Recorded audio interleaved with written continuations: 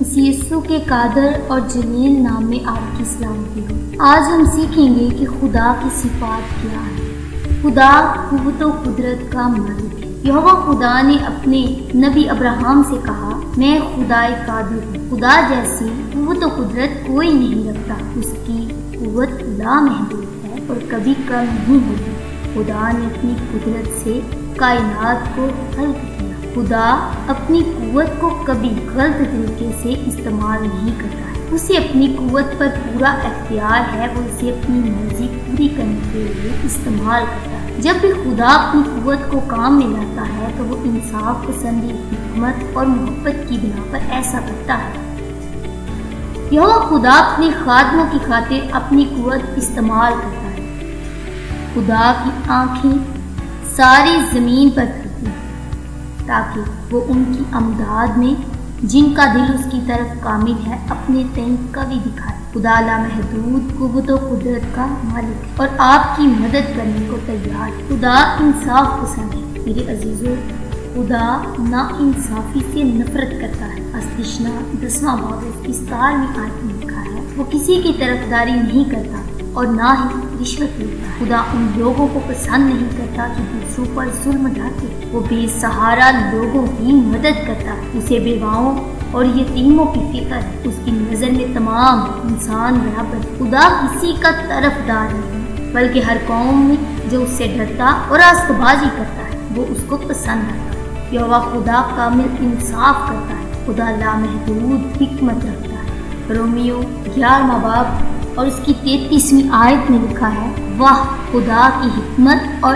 علم کیا ہی عمیق! واقعی کائنات میں کوئی بھی ایسی حکمت نہیں رکھتا جیسی خدا رکھتا ہے۔ اس کی حکمت لامحدود ہے۔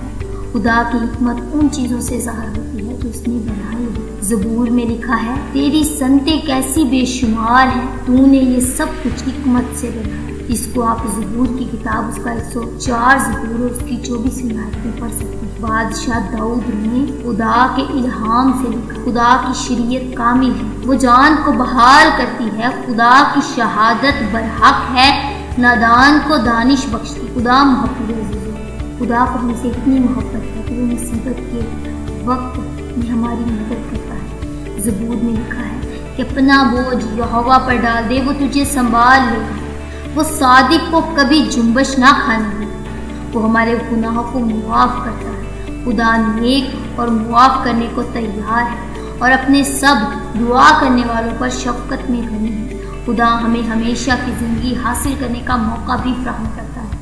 پاک صحیفوں میں لکھا ہے کہ خدا انسانوں کی آنکھوں کے سب آنسو پوچھ دے گا۔ اس کے بعد نہ موت رہے اور نہ مرد رہے، نہ آہو نالی، نہ درد۔ یہ جان کر کہ خدا آپ سے اس قدر محبت رکھتا ہے، کیا آپ کے دل میں بھی اس کے لیے محبت ابھرتی ہے؟ میرے عزیز، خدا چاہتا ہے کہ آپ اس کے بارے میں علم حاصل کریں، اس کی قربت میں آئیں۔ اس کے کلام میں لکھا ہے، خدا کے نزدیک جاؤ تو وہ تمہارے نزدیک آئے۔ اس آیت کو آپ یعقوب کی کتاب اس کا 4 باب اور اس کی 8ویں آیت میں پڑھ سکتے ہیں۔ خدا نے اپنے نبی ابراہیم کو میرے دوست ابراہیم کہتے ہیں۔ خدا چاہتا ہے کہ آپ بھی اس کے دوست بنیں۔ ہم خدا کے بارے میں جتنا زیادہ سیکھیں گے اتنا ہی ہم اس کے قریب ہوتے جائیں گے۔ اس طرح ہم حقیقی خوشی حاصل کریں گے۔ زبور میں لکھا ہے، ایسا شخص حقیقی معنوں میں خوش ہے جس کی خوشنودی خدا کی شریعت میں اور جس کا دھیان دن رات اس پر رہتا ہے۔ خدا کی صفات اور اس کے کاموں کے بارے میں سوچ بچار کریں۔ جو کچھ آپ خدا کے کلام سے سیکھتے ہیں ان پر عمل کریں، یوں آپ خدا کے لیے اپنی محبت ظاہر کریں۔ پاک صحیفوں میں لکھا ہے، خدا کی محبت یہ ہے کہ ہم اس کے حکموں پر عمل کریں اور اس کے حکم سخت کریں۔ میرے عزیزوں، آپ یوں دعا کر سکتے ہیں، اے خدا اپنی راہ مجھے دکھا، اپنے راستے مجھے بتا دے، مجھے اپنی سچائی پر چلا اور تعلیم دے۔ آمین۔